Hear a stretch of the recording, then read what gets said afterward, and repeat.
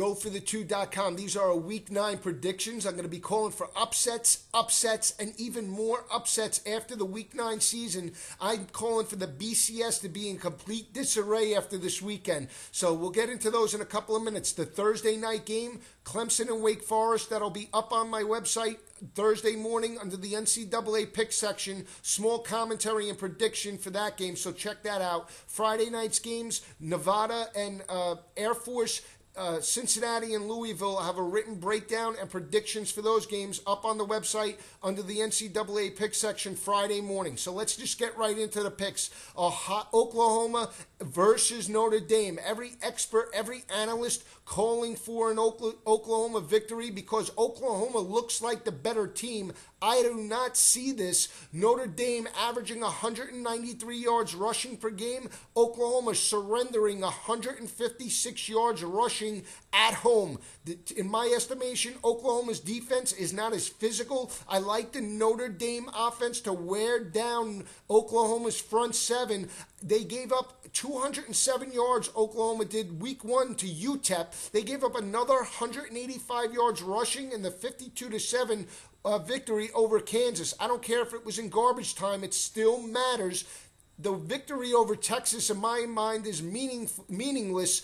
Mac Brown hasn't won a meaningful game since 2006. I think Notre Dame has played the tougher schedule. They're the better offensive line at this point, and they have a better defensive front seven, a physical toughness that Oklahoma, in my estimation, hasn't shown. I think Tyler Eifert is an X factor. How Brian Kelly uses him, the fact that Oklahoma does not see a tight end in terms of the pro set like Notre Dame will confuse them in multiple looks. I'm calling for a dominating Notre Dame victory. Not a lot of people think it can be done. I'm calling for a Notre Dame dominating victory, 44-24 over Oklahoma. Oklahoma played Kansas State. They had a very physical offensive line. They wore down the Sooners late in that game, and they were thrown around by a very physical Wildcat team. They punched them in the mouth, and Oklahoma didn't punch back. Look for Notre Dame to do the same type of effort. I think Notre Dame gets the dominating road victory to move to 8-0, an inch closer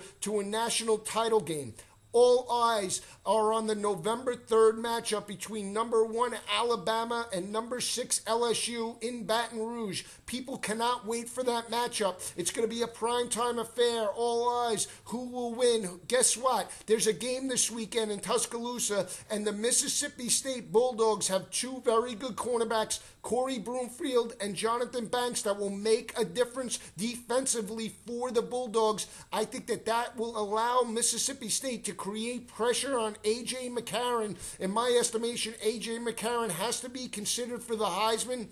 He's having a great season. 16 touchdowns, no interceptions, but I like Mississippi State offensively with Tyler Russell and Ladarius Perkins and Chad Bumphus. I think they get the road victory and stun number 1 Alabama. They pick up a 24-20 road victory in Tuscaloosa to throw a monkey wrench in the BCS. Florida playing in Jacksonville against Georgia. Florida with a dominating victory over South Carolina. They punched the old ball coach in the mouth last week. South Carolina got blown out. Florida's dominating on the defensive side of the ball with turnovers. Georgia has looked very lackluster, a very lackluster win in Lexington last week. They've given up 20 points per game in all their contests but one defensively. Sean Williams calling out the defense, saying, hey, the guys aren't tough enough. I think people are going to think that Georgia is going to be down for this game. I look at it as an emotional gearing up for, I think Georgia has a very good game plan. I think Georgia pulls off the upset and stuns Will Muschamp in Jacksonville in the largest cocktail party. I like the better quarterback in terms of the vertical passing game. I like Aaron Murray's ability to throw over the Florida secondary. They haven't faced a real drop-back passer that can fling it like Aaron Murray, and I like the Bulldogs to get the upset 35-31 over Florida. I just think that Florida has played a lot of close games in terms of Against LSU, they grounded it out. They played some very ball control type of attacks. Even last week, they got 3 turnovers that led to 21 points before South Carolina can blink. They were down 21-3. I like Georgia in this game to come off last week's lackluster performance. Mark Richt comes with an emotional game plan, and they get the victory. Kansas State, they're playing Texas Tech. They're coming off 2 road wins, Iowa State and a dismantling of West Virginia in Morgantown. Seth Dagey throwing all over the place. Tommy Tuberville has been known for the upset, and I like the rushing defense of Texas Tech, not yielding a lot of yards defensively rushing. That's going to allow them to pull off the upset in Manhattan, Kansas. They get a 35-30 win and throw a monkey wrench into Kansas State's national championship hopes. I like Texas Tech in this game. North Carolina, they lost to Duke last week, an emotional loss at the end of the game. They're playing their in-state rival, NC State. They have not beaten NC State in 5 years. NC State coming off a very lackluster win, but they have a very good quarterback in Mike Glennon. Tom O'Brien, a very good, solid coach. Larry Fedora still has his troops buying into his system. I like the more disciplined team right now. That's NC State. They've beaten North Carolina 5 straight times. They pick up victory number 6. I like NC State to pick up a 28-21 victory in Chapel Hill and pick up 6 straight wins on North Carolina. How about this team? Mike Riley and Oregon State, they got a very good performance last week at home, 21-7 over Utah. Defense doesn't give up a lot of yards rushing. Washington got blown out against Arizona.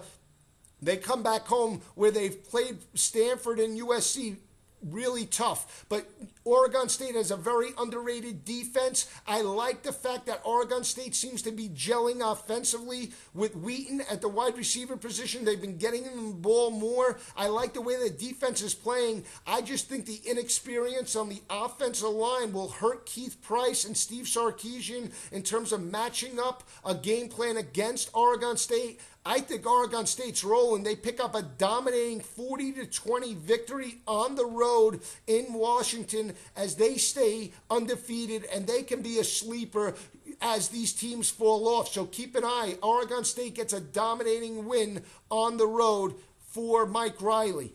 How about Michigan and Nebraska? 2 storied programs. One team last week had a gut-out of victory. Actually, both teams. Michigan gutted out a last-second victory over Michigan State. Taylor Martinez led Nebraska back from being down in that game against Northwestern. Now they come back to Lincoln. Nebraska really has struggled defensively. They struggled with Braxton Miller 3 weeks ago against Ohio State. Now they face Denard Robinson, the same type of quarterback.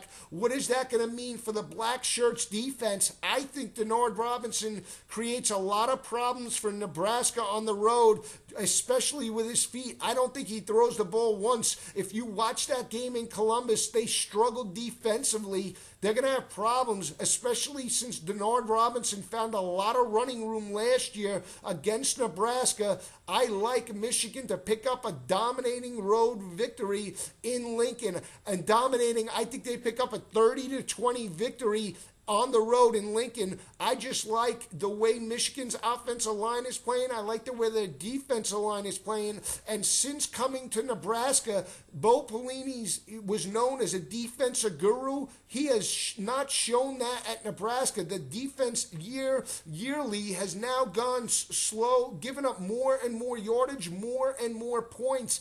I don't think that fares well for Taylor Martinez and company. I like Michigan in this game to pick up a 30-20 victory on the road. So a lot of upsets.